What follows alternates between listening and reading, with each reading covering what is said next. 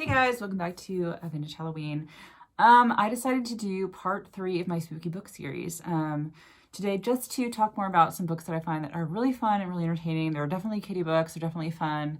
You can read them with your kids, or you can just, enjoy them yourself. So, again, if you hear any clippy clopping, squeakies, that's Tobias. He is at my feet, sleeping on the floor of the Halloween office today, and just having a fun old time. So let's get into it. So the first one I want to talk today about is an old Scholastic book. I think it came out in the early 90s, maybe, or mid 90s. Is called If You Want to Scare Yourself.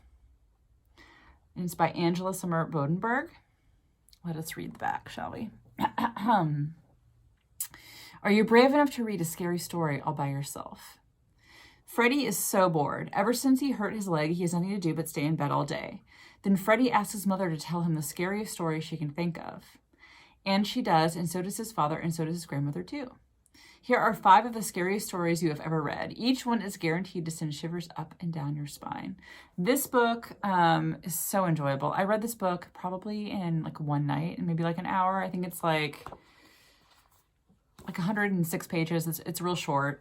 So basically the premise is each chapter is a new story that little boy Freddie hears from his family members, and they are actually pretty substantially creepy. There's this one about a raincoat where the grandmother says that she finds this raincoat and it's related to this like mystery and this kid. It's one of those books that the stories sort of stay with you because they're very sort of creepy, and I was pleasantly surprised. So I bought this in a lot of books off Etsy. It's not one that I had as a kid. I think I would have loved it as a kid. But yeah, it's highly enjoyable. I recommend it. So it's called If You Want to Scare Yourself. The cover is also fabulous, and I found this one on Etsy, so highly recommend.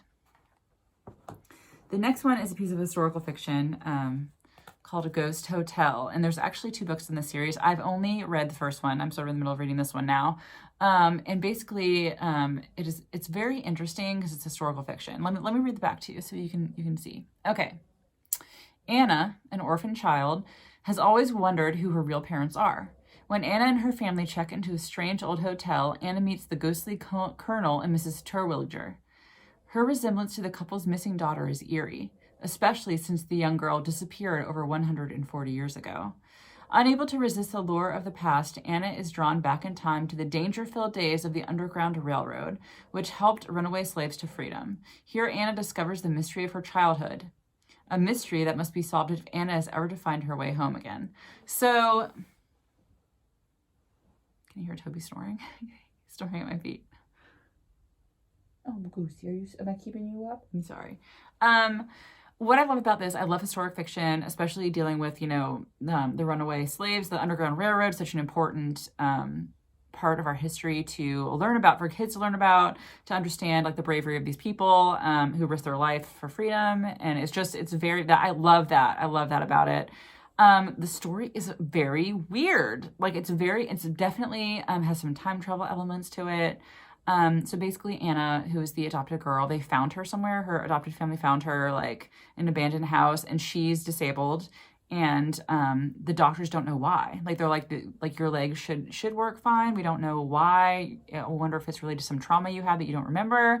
And so that's when she starts sort of delving into the past and sort of uncovering what really happened to her, and also in the context of such an important period in American history, which is the Underground Railroad. So I think it's really educational for children, and also it's just a very interesting, the premise is interesting. It's not one I've read before, so I highly recommend it. Also, it has a sequel, and I have not read that one yet. I've only read this one, so they're fun.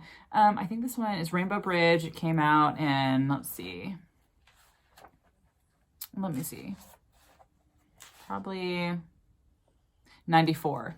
So yeah, I found this one on Etsy. It's highly recommended. It's very, very good. I think it'd be fun to read with your kids, or just, for a good read for yourself. Okay, the last one is a classic, and this one, like, people have told me for years, like, you need to read this book. Like, have you read this book? Like, it's so good. We love this book. We read this every year. It's like a hallmark that we grew up with, and I have never read this book before. I know there was like an animated cartoon about this book that I like randomly saw, I think maybe when I was in high school. I think I was like homesick one day from high school, and like I watched a portion of it, but it was not something that I saw on a regular basis. I never like really knew the story. So people were like, you need to read this book like over and over again. And so I'm like, okay, fine, I'll order it. The Halloween Tree by Ray Bradbury, which is a classic. I actually did read it this year, and it's very, very, very good. It's very layered and themed. It's I think it's for kids, but it's an adult book. Like, it's definitely an adult book. So let's read the back, shall we? On Halloween night, 8 trick-or-treaters gather at the haunted house by the edge of town, ready for adventure.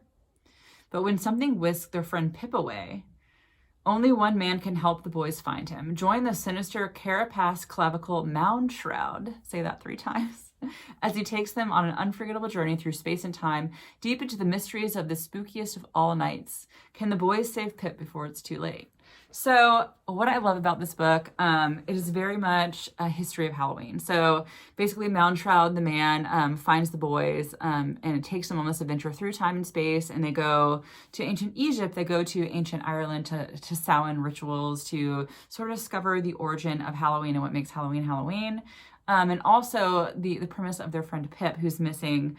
And Pip is very much the iconic child. He is the Tom Sawyer, the Huck Finn, the epitome of childhood. That's what he represents to me symbolically in the book. And when I was looking this book up to read about sort of the symbolism of the book, I was surprised that no one really brings it up. I couldn't find much about it, but to me, it wasn't just, face value, a book about time travel and learning about Halloween. It was more sort of a symbol for how we hold on to our childhood and what we will give to keep, part of that childhood joy with us our whole lives. And so they have to save the friend Pip is sort of, taken away. They have to save him. And it's very much, how do we save our childhood self, our joyful sense of childhood wonder, and that's sort of wrapped into Halloween. It is very much a hippie trippy, through the rabbit hole type of book. It gets fast paced. It goes from one, time period to another. It's very allegorical, very filled with symbolism and just interesting things. And Ray Bradbury, of course, is the master. I think I had to read Fahrenheit, whatever you call it. What's the name of that book? The one about the book burning. Anyway, I read that as a kid in like high school. I'd read that, but also like during, I think it was middle school, I would come home. Ray Bradbury had a TV show called The Ray Bradbury Hour. And so I would watch that when I came home from school. And it was just like so interesting. And I remember one was like about a house that was alive, and like, it was like a possessed house. And it was really interesting. It was a lot of like sci-fi themes. Like, I think there was one about dinosaurs, and these people would time travel to hunt dinosaurs, but you weren't allowed to bring anything back with you. So you couldn't bring a rock back or anything. Everything had to stay in the time period because it would change time if you took something back with you. This is sort of a side John. It's not related to this book. But anyway, so this is on the TV show. So I remember this episode, they go to hunt dinosaurs, and the people come back, and everyone's speaking a different language. It's like a foreign language they'd never heard. And they realized they'd stepped on a moth on their shoe and brought that with them, and it changed the future. So I love the way his mind thinks. It's very unique and very interesting. And so this book was very interesting that way. And there's a lot of jack-o'-lantern symbolism, and just like, it's just really interesting. I highly recommend it. I think it's definitely more something for adults, but I think kids could definitely enjoy it as well. But anyways, so we have The Halloween Tree by Ray Bradbury, Ghost Hotel, and we have If You Don't Want to Scare Yourself, which I think are just all fun, enjoyable little books for, kids and the kids at heart who are us to enjoy. I'm always interested to hear what you guys think of these books. If you've read these books, let me know. I like to hear your sort of thoughts on all these books that we're sharing together, and see if you have them in your spooky collection. So yeah. Can you hear Toby snoring? He's snoring. But yeah, so that's all for this week. Let me guys know what you think, and if you've read these, I would love to hear your thoughts. Okay, guys, I'll see you next week.